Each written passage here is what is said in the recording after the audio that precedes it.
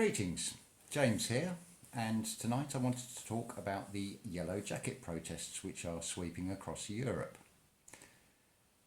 Now, there is much more to this than people realise. The mass media are slowly starting to talk about this. They don't really seem to have much choice because it is common knowledge.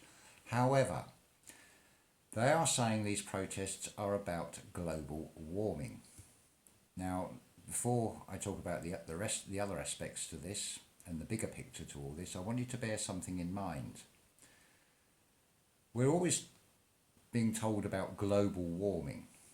Now, as far as the UK is concerned, there were two names that were synonymous with wildlife programs. One was who is now Sir David Attenborough, and the other one was David Bellamy. There is a huge difference between the two men. Sir David Attenborough, you will probably all know through the many programs. But David Bellamy, who was a household name, has been largely forgotten, and the reason for this is both these men were saying global warming is a hoax. The difference being that Sir David Attenborough has done a U-turn, whereas David Bellamy has stayed true to what is the truth on this matter, which is the reason he has practically vanished. And when you think about it, carbon is needed because carbon is what trees convert into oxygen. So do we really want to reduce the amount of carbon and therefore reduce the amount of oxygen, especially when you understand, when you look at the sides of the roads, you have thriving wildlife. Now this is where there are all the exhaust emissions. If that was the true, you would not have all this greenery on the banks of the roads. So clearly that is not the case. Yes, there is ice melting in the Antarctic and the Arctic, which is changing the oceans of this world, but the man-made emissions only account for about 1%. So these Yellow Jacket protests are far more than that. We have this United Nations Immigration Pact where each country is supposed to take in even more people from the rest of the world. This is engineered because I can guarantee you will have culturally opposed groups brought together, which is already happening in the Middle East, to cause further hatred and division amongst humanity. This was the plan all the way along.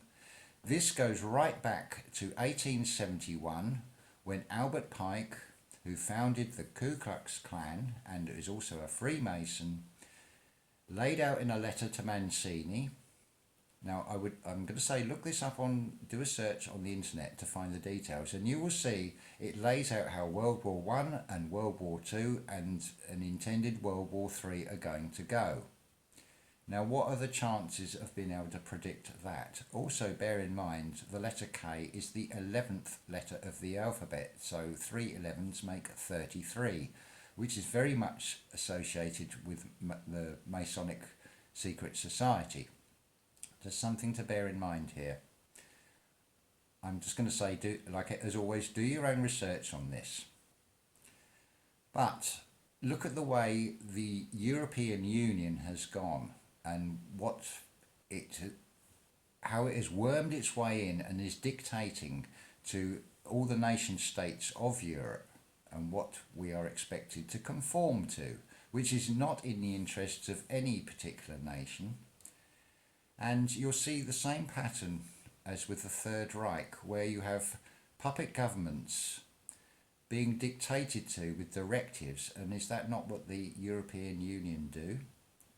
So that is one of the main aspects to this. You will also notice if you look on the social media as opposed to the mainstream media, you have words like Rothschild and paedophilia, which is a serious problem, and it is high time that was addressed, because certainly none of these governments seem to be doing anything about it. for reasons which are clearly obvious if you start digging into what is behind these governments. As I've said to many people before, treat everything as a crime scene and follow the money trail, look for the motive, and you will find the culprits. And I might as well say it is these banking dynasties and royal families that are behind this. This whole thing has been orchestrated. Now, the mainstream media will be used to give out a completely false message or a half-truth on this. They can't deny that these riots are happening, but they are portraying it as global warming as the main focus of this, when it is not. They will also play the side of bringing in organisations like Antifa. There will also be opportunists who think, oh, this is a great way of looting and stealing from small businesses. I'm not advocating the violence. What I don't want to see is innocent people being caught up in this, who are going about their daily lives. Elderly, the vulnerable, and young children who really should not be taking part in these protests. It should be left to the adults to do. But one fatal blow from a police truncheon could kill somebody. It's happened in France to a student, I understand, already. So that is something to keep in mind.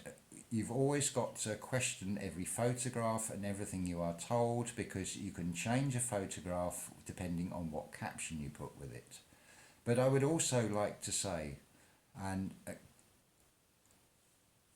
let's talk about the fire service and the ambulance service and the marvellous work they do everywhere around the world. They are there. The people that go into those professions do so because they want to help and they want to save lives. So please, if there is an ambulance or a fire engine, the fire service are there, please let them through. Don't take the protests where you're impeding them. That could cost somebody their life. Also bear in mind that not all police officers are bad. Yes, they are policy men upholding the policies of these corrupt governments. But when they're off duty, and I'm not saying it's all police are corrupt, but they are ordinary people doing a job and they have families. So please, I don't want to see children being orphaned because they happen to be in the wrong profession. If anything, you should be talking to the police and saying, look, you've got two-way radios, you've got mobile phones, you are also being subjected to this lethal radiation, this weapons-grade radiation from this Wi-Fi signal. You've got your phones, certainly with the British police, up here, right by your heart. They are giving off an electromagnetic frequency, which is potentially a killer. Try and get them on side rather than against you. This is humanity's chance to actually break free. Let's use that opportunity in the right way. And also bear in mind that the dark side will go to any length rather than give anything up. I was thinking about this earlier in terms of the Titanic, which sank in 1912. Now, the story goes about that there were 3 millionaires on there who were blocking the creation of the Central Reserve in the United States, which is in private hands. It is nothing to do with the United States government. And when you think of that saying, to what depths will they go? And you put it in terms of that ship. And as we've seen with things like 9/11, they are devoid of compassion, they have no regard for humanity, and they will put these things out there in plain sight. Also, you think of a word like altar, when you alter something. Now put that in the context of religion and an altar boy, and think of these pedo priests, and you'll see how sick that the truth is put out for everyone to see if you've got the eyes to see it. But just to recap again with these yellow jacket protests, fantastic that it is happening, but please bear in mind that there may be people that get caught up in this who are innocent, members of the public, firefighters, and the ambulance crews in particular, who are there to save lives. So please, just try and remain calm through all this. yes, do protest, because something has got to be done. It has reached breaking point now. This situation we're in can no longer continue. But as much as possible, this needs to be done as peacefully as possible. Thank you very much.